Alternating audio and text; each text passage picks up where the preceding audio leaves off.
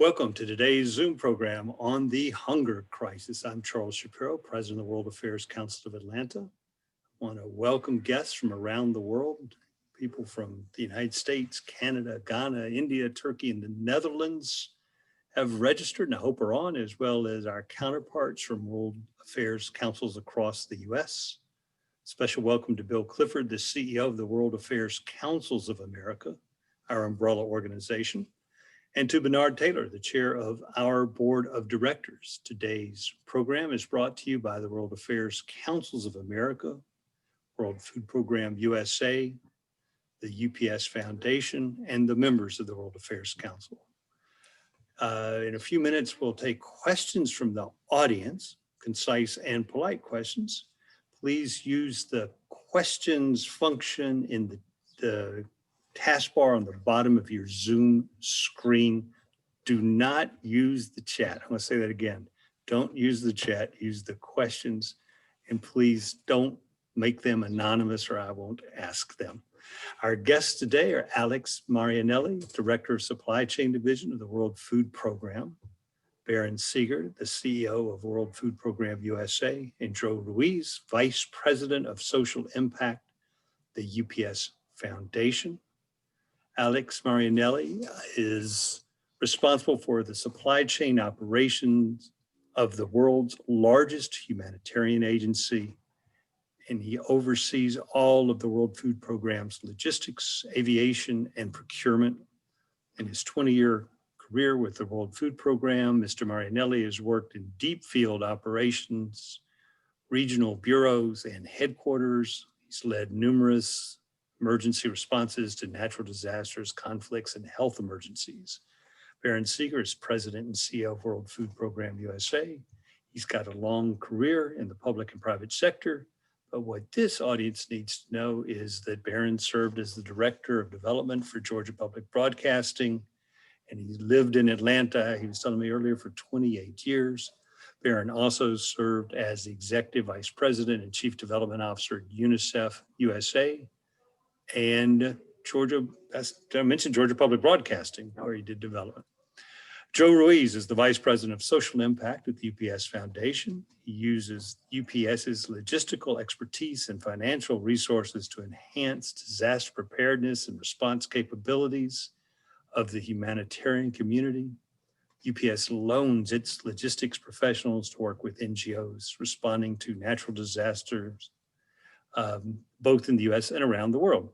So Alex, I want to start by congratulating the World Food Program, which won the 2020, this year's Nobel Peace Prize for, quote, your efforts to combat hunger, for your contributions to bettering conditions for peace in conflict-affected areas, and for acting as a driving force in efforts to prevent the use of hunger as a weapon of war and conflict. Yep. I mean, that's pretty cool. I don't think there's anything better than winning the Nobel Peace Prize.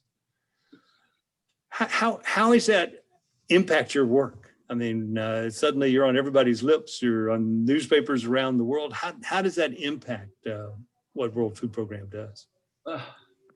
It's early days, no? We've just been nominated. We haven't quite received it, but it's already made a huge difference.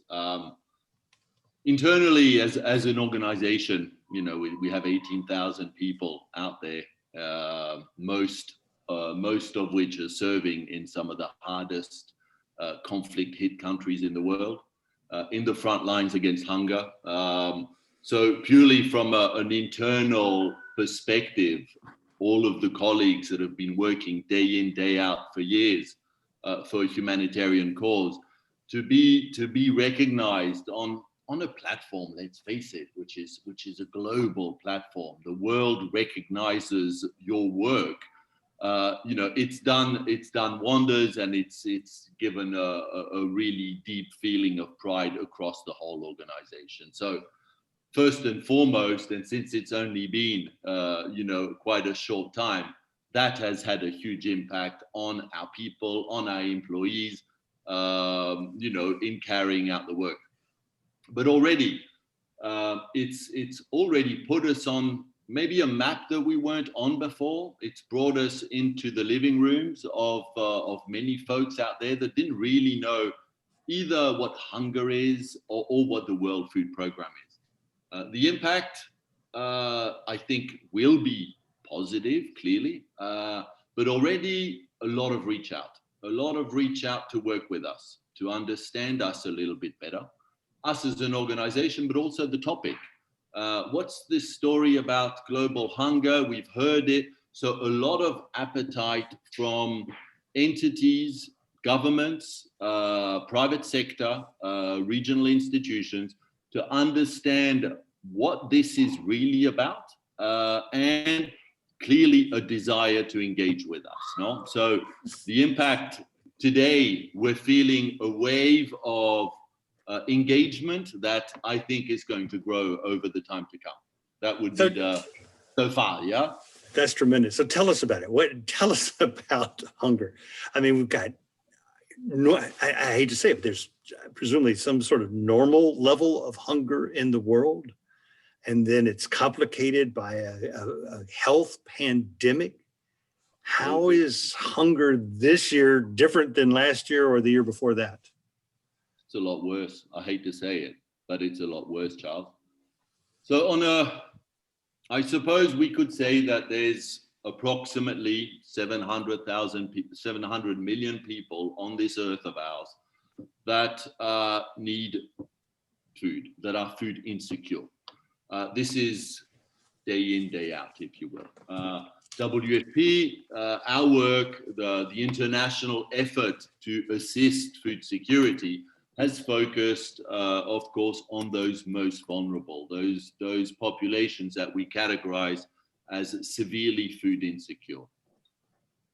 As we came into this year of 2020, prior to the pandemic, there was already an amazing number of people that were acutely food insecure. This year, despite the pandemic, and I'm sure we can talk a little bit about the logistics of it, we've managed to reach 138 million people that were extremely food insecure. The impact of 2020, the lockdowns, the socioeconomic impacts of COVID, as you see, has increased that number to what we're estimating now to be about 270 million people.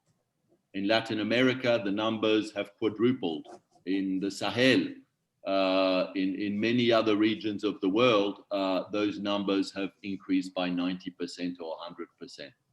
So the impact of COVID on hunger, on acute hunger, has been very, very strong and very, very much felt. I think all of us on this call, listening to this call, have felt one way or another the impact of COVID, of the lockdowns. We've all felt it. It's become quite personal. But those populations that were already vulnerable, those folks that were earning, going to work to put food on the table the same day, an impact of those lockdowns and the reduction in trade, the reduction in activities has an immediate impact, not an impact that is felt further down the road. So that impact, we felt it very clear. And we have a very large increase up to now, 270 million people across the world, which are considered acutely food insecure. So a devastated impact, Charles, devastating. Barron, let me talk about World Food Program USA for a little bit. And first of all, welcome back, welcome home to Atlanta. No, I'm happy to be here. I'm listening for that Southern accent. Well, hopefully yours is going to come back in just a second. So just so the audience is clear, what's the difference between the World Food Program and World Food Program USA?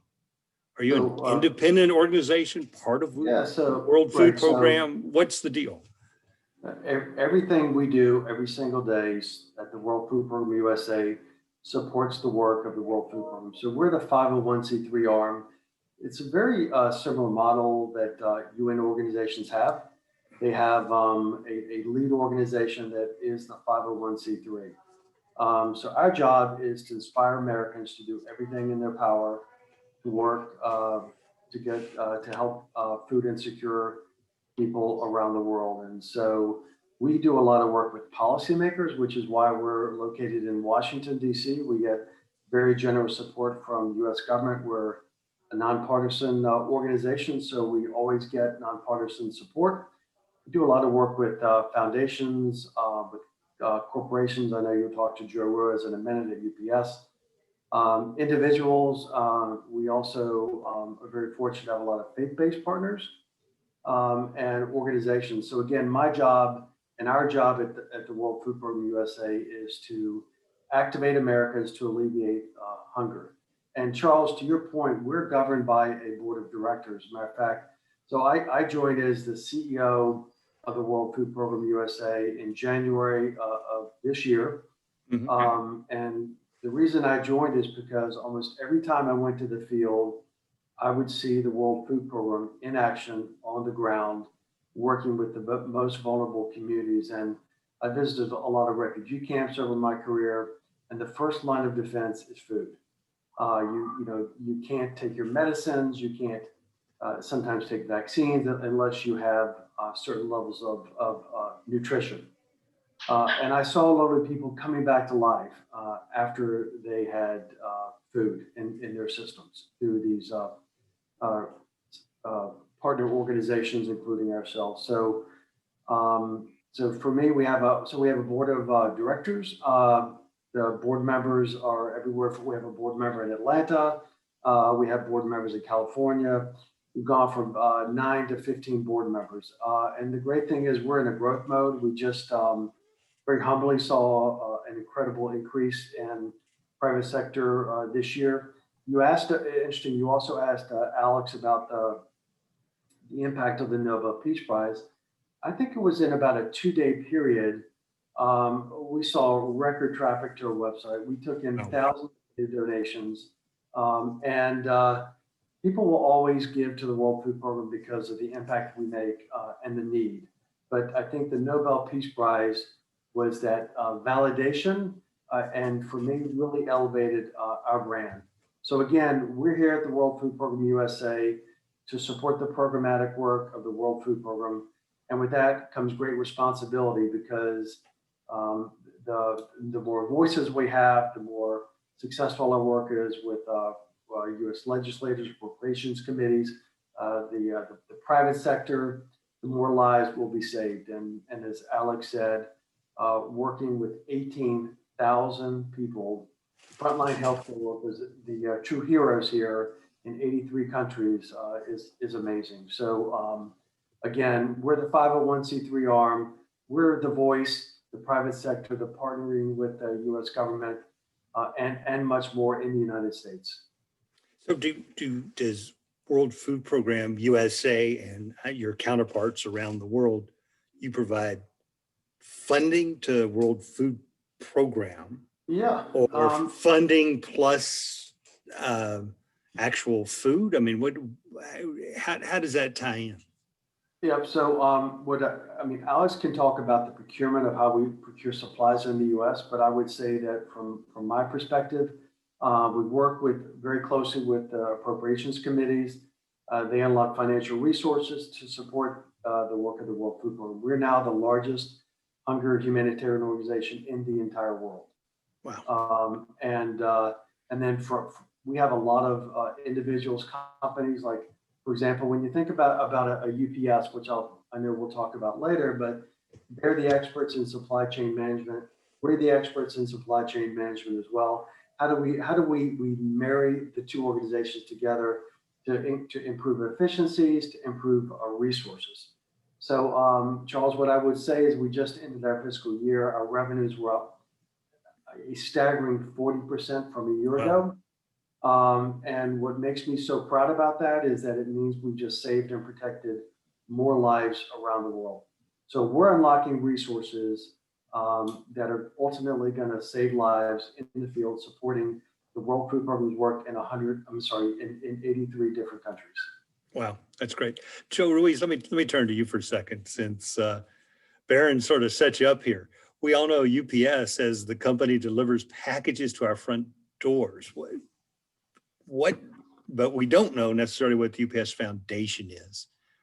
what do y'all do? How does the foundation work with the World Food Program and World Food Program USA? Well, thank you, Charles. I'm glad to share that with you, and I want to thank you for hosting this today. And let me also extend my congratulations to Alex and Barron on the Nobel Peace Prize. And we, the UPS Foundation, supports the philanthropic efforts of UPS. And as you know, we're a global company in 200 plus countries around the world. We have people everywhere. So our focus is on providing more strengthening and making more inclusive communities around the world through our philanthropic investments and leveraging the passion of UPSers. We have 500,000 plus UPSers around the world who you may know over the last decade have volunteered more than 20 million hours of volunteer service to build the capacity in their communities. And so collectively through our investments and through our volunteer efforts, we try to make a critical difference. And this year has been tough on everybody, as we've heard from Alex and we've heard from Barron. And I wanted to say that UPS has been very intentional in our efforts to support COVID.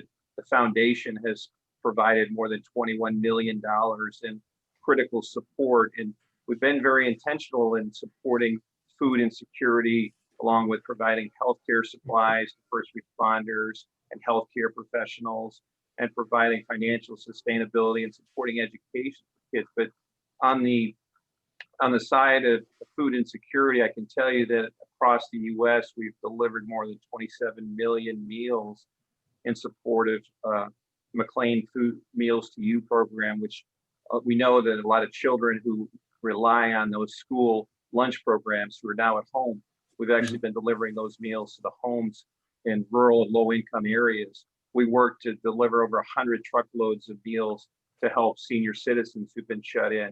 We provided over $3 million in support to food banks across the country.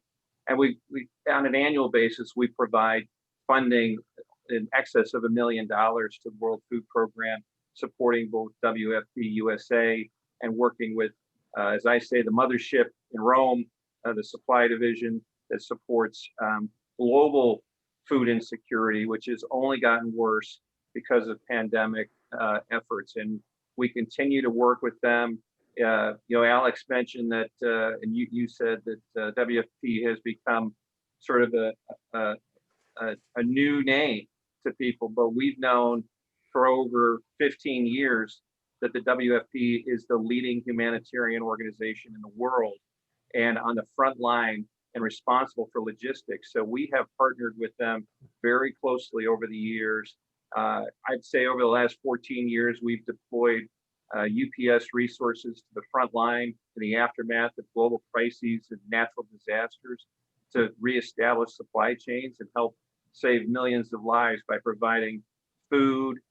We've mobilized everything from amphibious vehicles, stood up portable warehouses, and put people on the ground in the aftermath of disaster. So I can't tell you that there's a more impactful organization than the World Food Program in the world, and that's why we're very proud to support.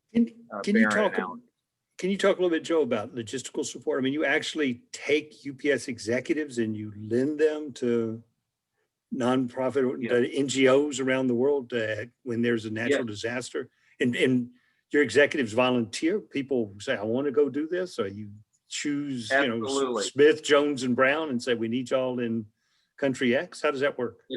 It's a life-changing experience for them, and they absolutely want to leverage their skill sets. We've had more than 100 UPSers who've been trained to become logistics emergency team responders, a unique collaboration that started after the Indonesian tsunami. That program collaborates with other organizations in the transportation sector.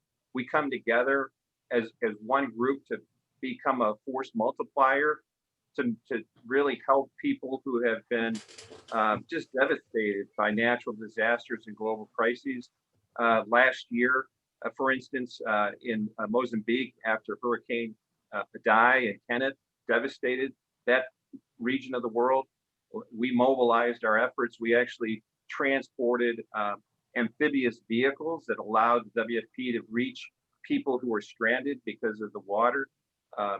This week, for instance, we've been active not only in the Caribbean with Hurricane Eta, but we've been working with WFP and trying to get food into the Central African Republic. We've been working in Turkey. But I will tell you that over the last 15 years, we have deployed people to 22 natural disasters around the world.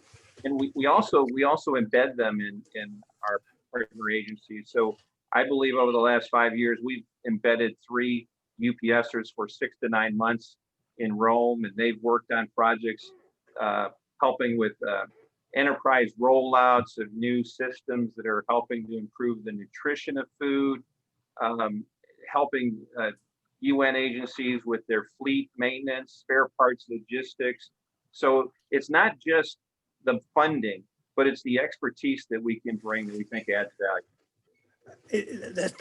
That's very impressive. Barron, can other corporations help? I mean, is UPS alone? What do they do? And if somebody's on this call today and they send you an email and say, I'm from XYZ Corporation. So I would tell you, Joe, with me, Joe never feels alone. Mm-hmm. I have his cell phone number. I think I call him at midnight sometimes. Matter of fact, when we started the call, Charles, I asked Joe where my photo was because I talked to him so much. I feel like I'm one of his family members. So what I would say is they're not alone, but UPS is a model that I consistently use as a success story of partnership, because with UPS, a lot of times when nonprofits think about a company, they only think about the financial resources that company can lend. But with UPS, it is the financial piece. It's the in-kind. I'm very humbled also to have UPS, a retired UPS executive on my board. And as Joe mentioned, and as Alex knows, UPS lends us their expertise. It's always a good sign when you can have somebody from the private sector come in and look at the way you do business and hopefully improve efficiencies. And I would also just say, I started my career in Atlanta, and one of the first partners I worked with was Joe at UPS. And I was able to see what philanthropy can actually do to improve the life of somebody that is made vulnerable, in most cases by no circumstances that they could prevent. And I have to say that Joe's also my friend. And so, through these partnerships, you also develop lifelong friendships because these are people that share common goals. And Charles, I would say that Americans have responded to the World Food Program. They responded well before the Nobel Peace Prize. I was doing some research the other day because we're doing some strategic planning at the World Food Program USA. And just a year ago at the World Food Program USA, we had 25,000 individual donors. Today we have 77,000. Wow, that's huge. And by the way, it's also a remarkable responsibility because we have to make sure, as we would always do, that those philanthropic dollars are well spent. They're allocated because we have to renew and earn trust of every donor. But to go from 25,000 to 77,000 is a very humbling experience. I would just say that in addition to UPS, we have Bank of America, Cargill is also a very interesting story for us because when the Nobel Peace Prize was announced, I got some really good advice, and they said, Barron, wouldn't it be really incredible if you went to one of your existing partners and had the $1 million gift from the Nobel Peace Prize matched? One of my board members is on the board of Cargill and the foundation, and they made $1 million donation to match the gift that the Nobel Peace Prize has given. So I would just say, we have a lot of agriculture, we have banking, we have Herbalife, we also have retail like Michael Kors and Coach. We're particularly excited about the work that we're doing with the Bill and Melinda Gates Foundation right now. And the other thing I would say, Charles, is, faith-based communities are very important to us. We have a very integrated partnership with the Church of Latter-day Saints. And again, with the Nobel Peace Prize, it's raised the visibility. And one of the responsibilities that we have in the United States, and I think that Joe and Alex have both mentioned this, is that I know the World Food Program because I've seen the work in action, but most Americans don't have that ability to see the work. So our brand visibility not that high. So one of the goals that I've also set for our team is to make sure that every single American knows about the World Food Program and knows the impact that we're making on the ground. Wow, that's huge. Alex, it must be a huge challenge for you if you've got corporations around the world and coming to you. And I mean, you must be as much a traffic director as you are a logistician. I mean, how does this work for you? How if a company offers you something, how do you integrate their UPS logistics experts into your operation in a country in Sahel?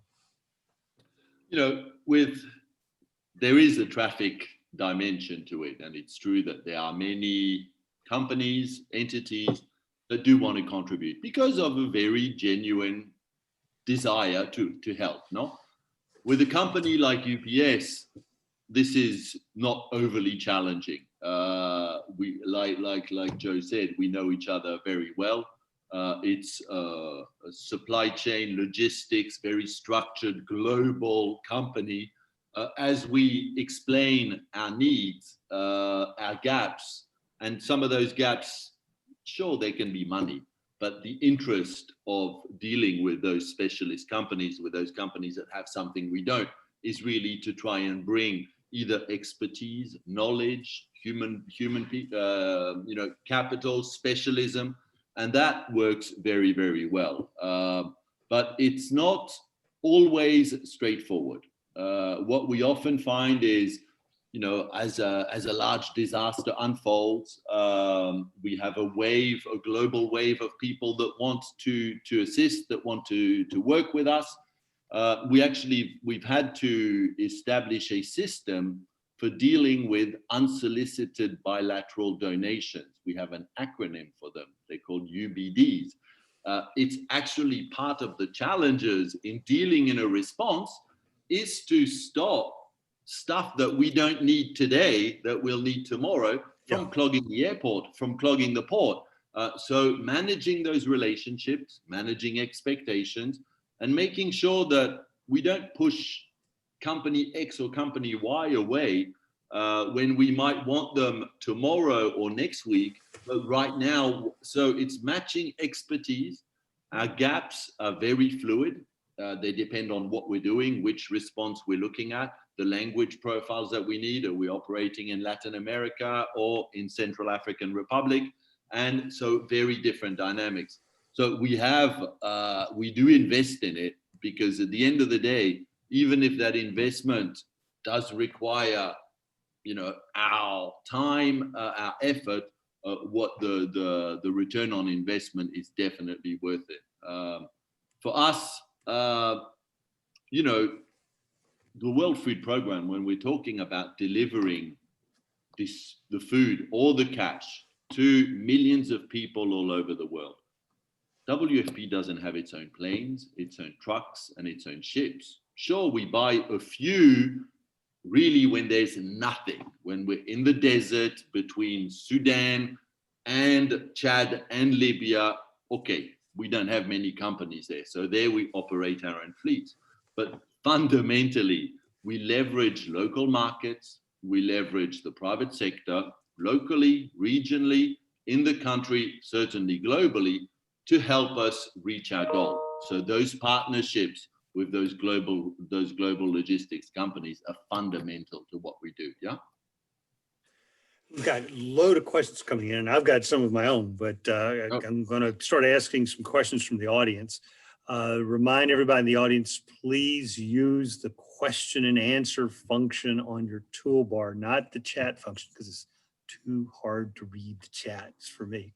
Pamela Clark asked, how much of donated money actually goes to delivering food to people, and how much, I mean, your administrative costs, your transportation costs must be gigantic. Plus you've got headquarters, staffs. I mean, how does that work out? I'm not sure if this is a question that should go to Alex or should go to Barron. Alex, Well, I mean, go ahead, Barron, Alex. start it up. Yeah. No, you start up, and then I'll talk a bit about the Listen, cost to deliver stuff. Yeah. I mean, efficiency is the name of the game. I can tell you that our efficiency is between 85 and 87 cents on the dollar. What I'm incredibly proud about is a year ago it was 79 cents on the dollar with World Food Program USA, but that is one of my top 5 priorities. I don't know any business that turns 87% of their profit, if you will, over to a beneficiary. We now have one of the highest fundraising efficiencies in the industry. I would also say that for about, our average cost is about 50 cents. So to feed, we're talking about beans and lentil and rice and wheat and oil. So to keep somebody alive, it's about 50 cents, and that is a remarkable number in efficiency itself. So that, that's the World Food Program side. And Alex, I'll turn it over to you if you want to speak to the World Food Program. Yeah, I mean, there's some interesting pieces to that. And it's obviously a fundamental question when anybody wants to contribute, be it a member state, any donor wants to ensure, they're not giving food to the money to the World Food Program. They're giving money to help a certain community, a certain person receive the commodities and the assistance they need. So anything that comes to us has to be absolutely minimized. So we have, of course, we have overheads like any entity, which sits around 6.5 to 7% in WFP. But the cost to deliver, that is context specific. Reaching a community in South Sudan last week, there's massive floods. We've got communities that are isolated. That means to avoid the worst, we have to drop food from the sky. You can imagine what that cost is.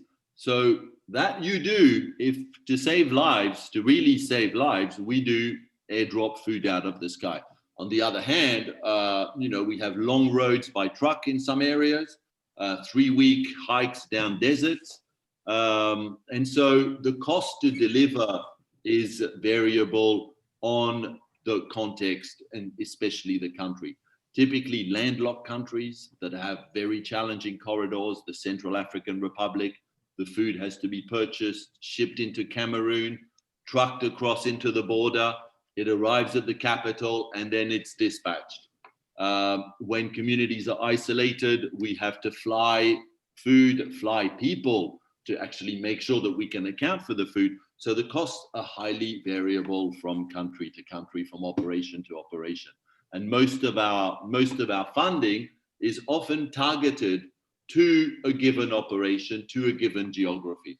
So there's no answer, and giving a global average doesn't really spell out that picture. Right. That reaching a hungry family means very, very different things depending on conflict, access, and of course, the actual general geography of where are we going. Yeah. But we don't stop. We get there. Let me ask. I mean, this with maybe the United States, because of our presidential election, is different from the rest of the world. But I, who read 3 newspapers every day, have not seen information on a hunger crisis this year that's worse than previous years. Is everybody so focused on COVID that they can't talk about that? I mean, that must be very frustrating for all 3 of you. I mean, what do we, obviously we're doing something about it right now on this call, but how do we get more public attention onto this crisis of 270 million people in acute hunger? So I'll answer that from the U.S., and that is that I consider myself very grateful that we have relationships in Atlanta, like the Supporter Report, by the way, who's the first to get information out about what's happening around the world.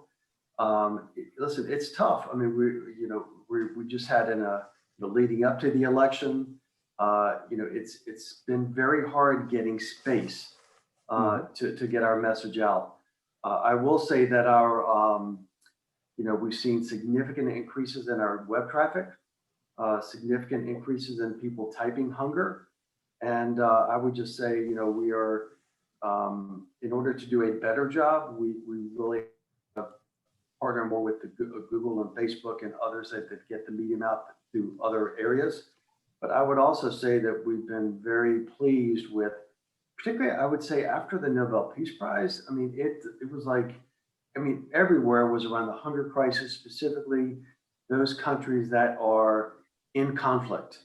And so what, I would also just add that, we do have a small advertising budget, but we even had to pull back some of our advertising because the cost was too much, because you had so many elected officials paying for that airtime.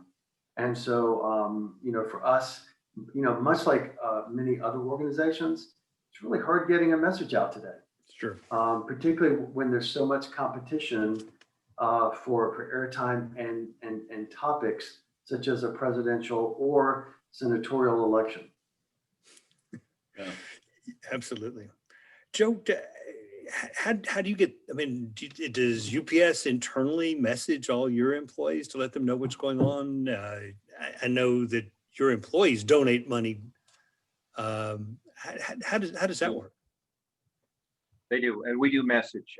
Well, let me start by saying a little bit about the previous conversation. We know that majority of the funding that comes for natural disasters happens in the first 2 weeks. And then 95% of the need is in the long-term recovery. And when you're talking about complex disasters, those are the hardest to communicate to people, because people have busy lives and they see it on the news and then they go back to their busy lives. But it's a real challenge, and that's why we're very intentional about how we support our organizations. We do a lot of effort up front on preparedness and resilience work. We actually would work with the World Food Program to do something called logistics capacity assessments to make sure that the country's capacities are updated. We know, and the WFP lets us know, where these conflicts are evolving and rising to a crisis level. So it might be the bordering country where we have to make sure we know what are the roads, what are the warehouses. We saw this a number of years ago with the Syrian crisis. We went into Turkey with a team and looked at the northern border and Syria and mapped out, fuel supplies, warehouses, port capacities, etc.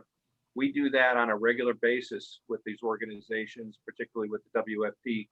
But we also provided a lot of support to all the UN agencies, the UN Refugee Agency, and there's a lot of collaboration between WFP, UNHCR, and others. And so we make sure that when we do a major gift, that it's balanced for emergency response and long-term recovery as well. Okay, great. I've got great questions here. Does World Food Program USA address food insecurity in the U.S.? Is the U.S. one of the 83 countries WFP serves? So there are Paula Davis Olwell. Yeah, hey Paula. So there are two things we're doing. One is that we're looking forward to launching very soon a partnership with another global US-based organization. One of the things our expertise is global, it's international. We are, being a UN agency, you have to be invited in by country to work. That said, we have incredible leadership here whether it's in Atlanta through the wonderful work of Open Hand, or for us, a global organization that we are likely going to partnership around school feeding. So I would say soon to be announced, yes, we will have a domestic footprint, but it doesn't mean we're going to have boots on the ground. I would also say that, we buy significant amount of grain in the United States from the farming community. So I would say that is one of the big areas where we make a significant contribution. A lot of the funding from Title II and USAID is purposed for buying grain in the United States that is shipped to less developed countries. And then the last thing I'll say, Charles, is that we also have a couple think tanks at a couple colleges, for example, at a couple Southern colleges right now that are that have started think tanks to look at how we can innovate, how we can use creative ideas to make systems more valuable, think about things we haven't necessarily thought of. Clemson, as an example, is one of the most recent school innovation accelerators, if you will, that we've started. So I'm excited that we are going to be doing something here in the United States. I would go back and say, however, that that our greatest mandate is keeping people from starvation.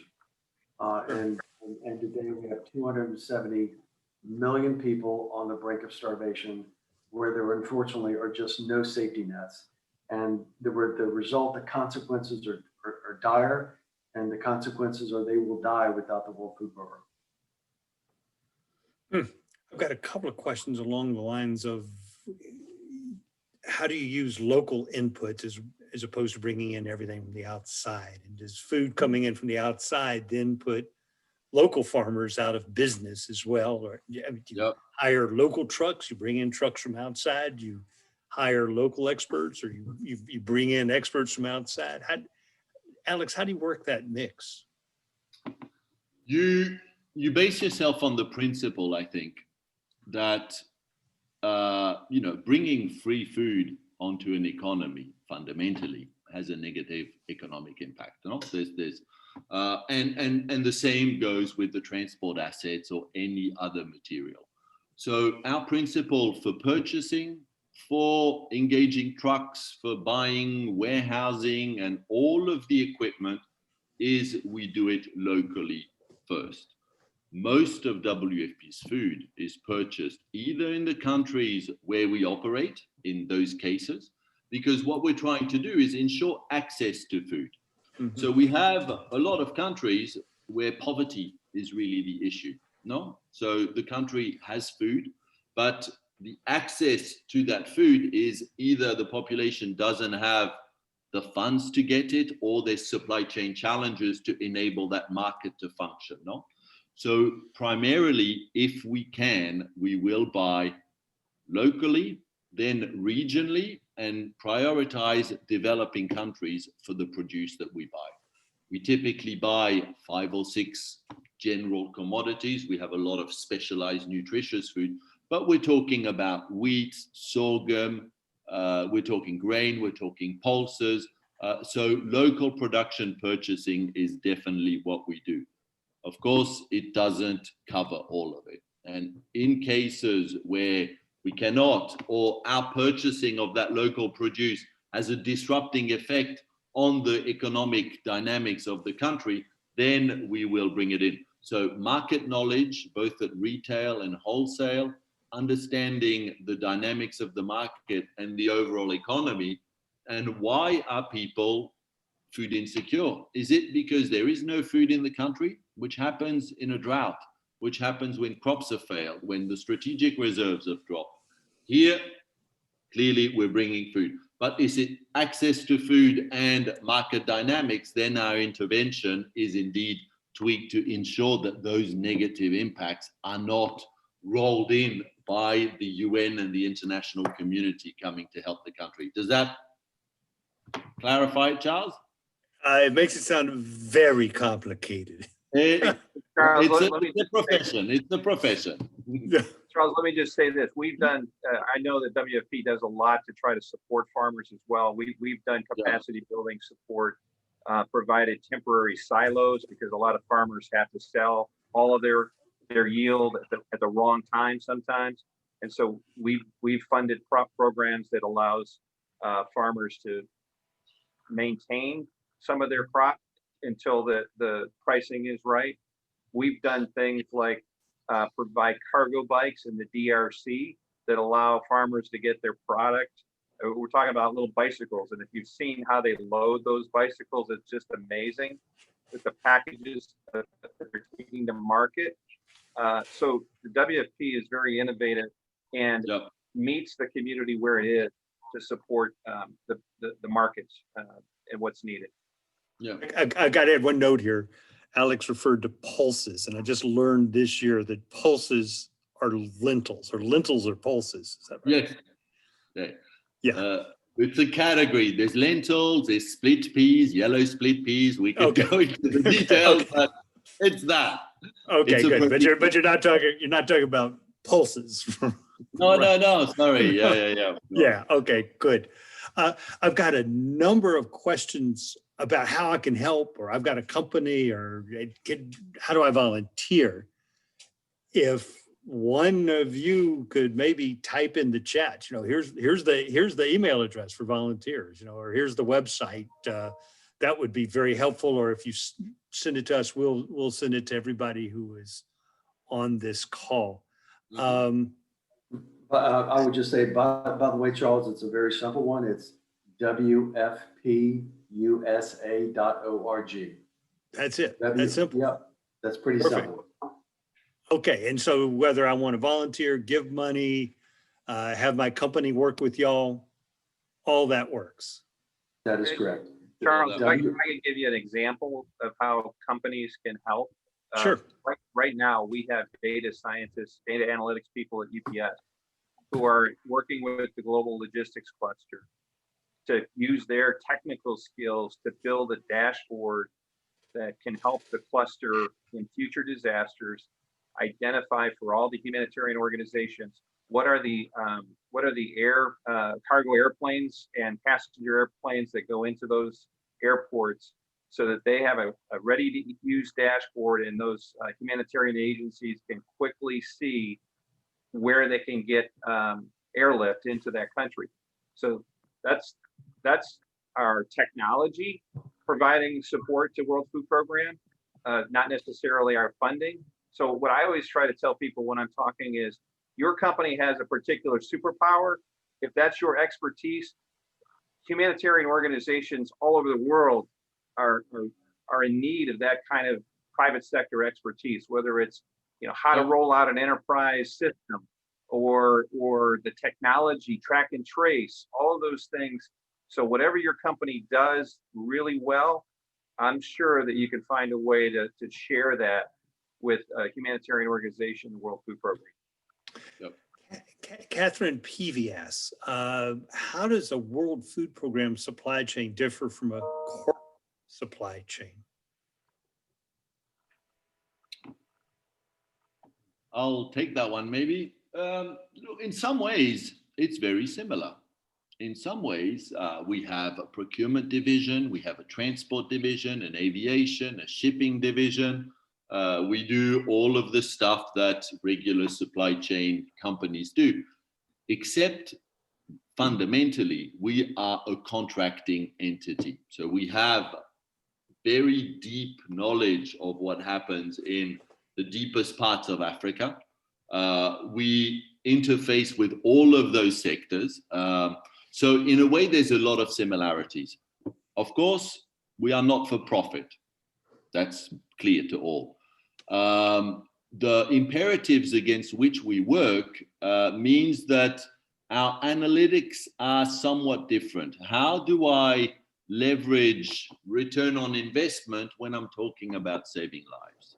At what point do you draw those lines? So we often reach impossible solutions, and we do have a system to say, look, we cannot do this and we cannot do that.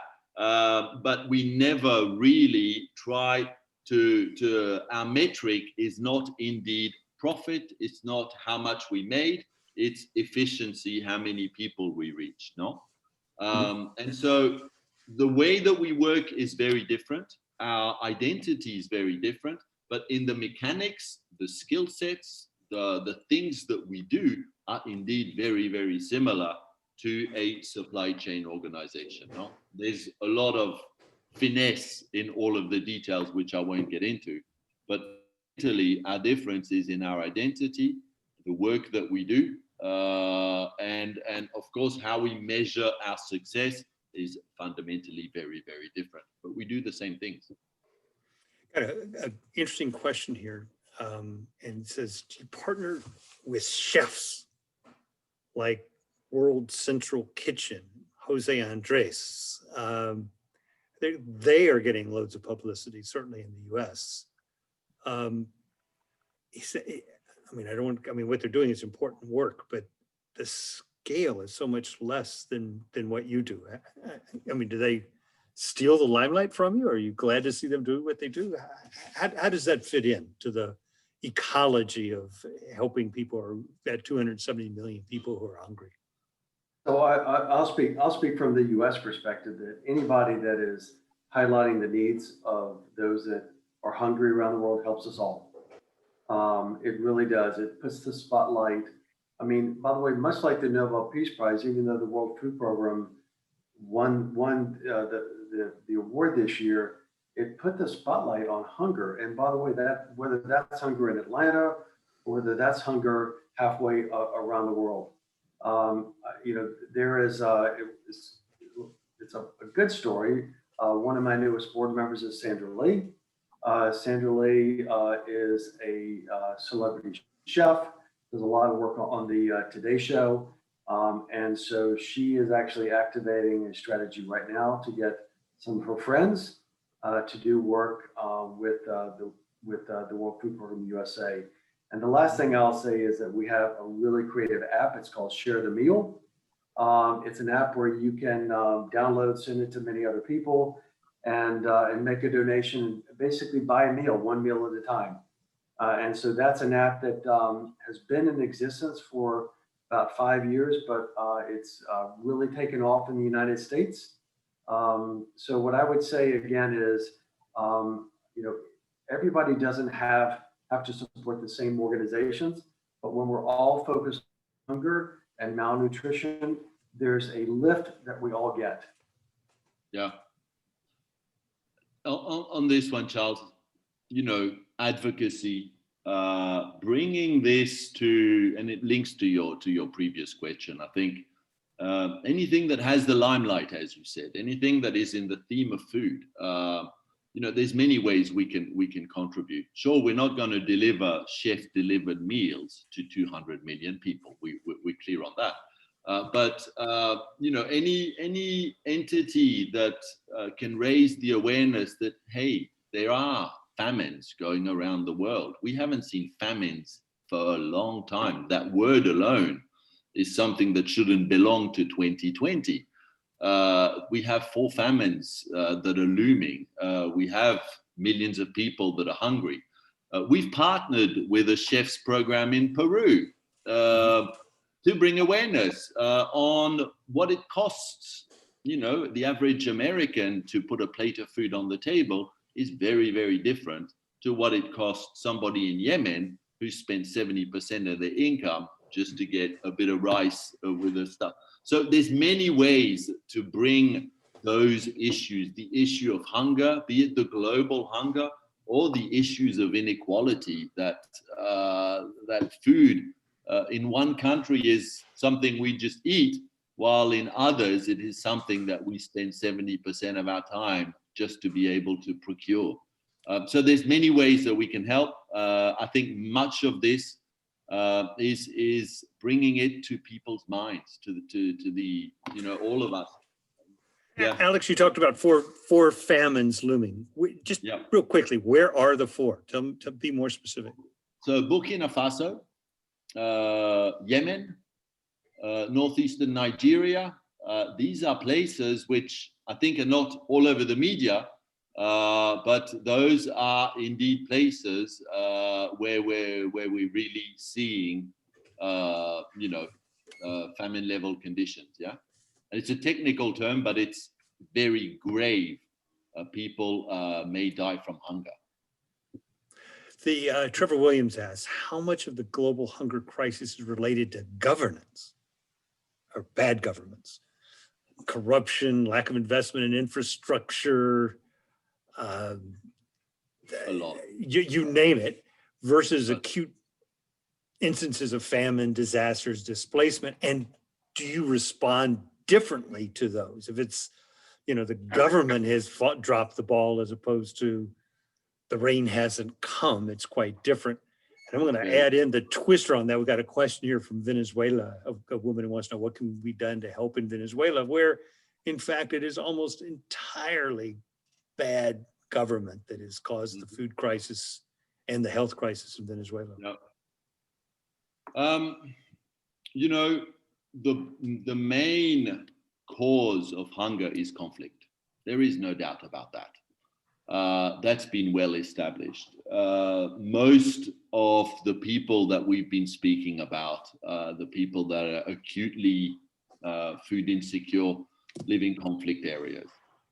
So global conflicts, armed states, sanction, whatever. When we're talking conflict, the movement that it causes, the disruptions that it causes, this is fundamentally the main issue that needs to be tackled. There will not be an end to hunger without peace, and vice versa. And I think one of the messages that when we hear the Nobel Peace Prize, right, and we talk hunger, we are somewhat making that linkage that really hunger does exacerbate, obviously, an existing situation, but the global conflicts that we see, and when we're talking Yemen, we're talking Syria, we're talking Congo, we are talking of issues of governance, of conflicts that are indeed causing hunger. So the link is indeed very, very strong. Yeah. Well, one last thing, and that before we close, and that is, Barron, do you have a call for action? What would you like people to do who are part of this program today? So, thank you for letting me close on that question. I'm somebody that believes, and I know a lot of our listeners believe, that you can't choose where you're born. And if you could, why would you choose to be born in Yemen, Afghanistan, in an area fraught with conflict, civil war, starvation? And that I believe we each have a responsibility to try and solve it. So for me, my commitment is to make sure that every single day and every single night that I'm doing my part with my teams to make sure that the World Food Program USA is raising the voice, philanthropy, working with the UPS and the partnerships, and also working with our policymakers in Washington to make sure that food and food insecurity is the #1 priority. I would say every single person that's listening today has a voice, got some kind of social media account. You're going to be having, a lot of us are going to be having Thanksgiving with our families, some of us virtually. Take that as a call to action to talk to your families around what's going on in the world, how you can help. Please don't leave today. Don't leave work today. Don't let the day end without taking some call to action, whether it's using your social media channels, going to the World Food Program USA website, doing something to support your local organization like an Open Hand Atlanta, that we all need your help. But make this the issue of the new year for you. Thank you. That's a great way to end. Thank you, Alex, Barron, and Joe. I am so impressed with what all three of your organizations are doing, and I hope everybody's going to pitch in to help. And again, I want to congratulate the 18,000 employees of the World Food Program and all of its national organizations on winning the 2020 Nobel Peace Prize. That's just extraordinary. Thank you. We've got upcoming programs here at the World Affairs Council. On Thursday of this week, we've got a program on the U.S. South Korea agenda after the U.S. elections with former U.S. Ambassador to Korea, Mark Lippert, and Michael Green from the Georgetown University School of the Foreign Service. And then next Thursday, the 19th, we have Michelle Nunn, who is the CEO of CARE, Sunny Babu, the Chief of Party for the Technical Support Program of CARE India, and Debarshi Bhattacharya, who's the lead of state health systems from the Bill and Melinda Gates Foundation, India, talking about innovation in healthcare in the developing world. To all of you who are on, please join your local World Affairs Council.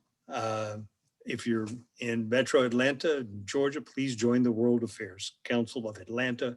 We need your help so we can keep bringing programs like this to you. Joe, Barron, and Alex, I hope you will all join. I've got so many questions we didn't get a chance to ask, and I got my own questions. I hope we can do this again in 3 months or 6 months. Hope you will come back. Yeah, That'd be terrific. That would really be great. I want to send thanks out to people who helped put this together. Tula Athas from the World Food Program USA, Liz Brailsford from the World Affairs Councils of America, Fernanda Lucchini, who's the Executive Director of the World Affairs Council of Atlanta, and Valerin Lopez DeFranco, who is the producer of this show. Thank you all. And I hope to see you all Thursday. Talk about South Korea. Thank you all very much.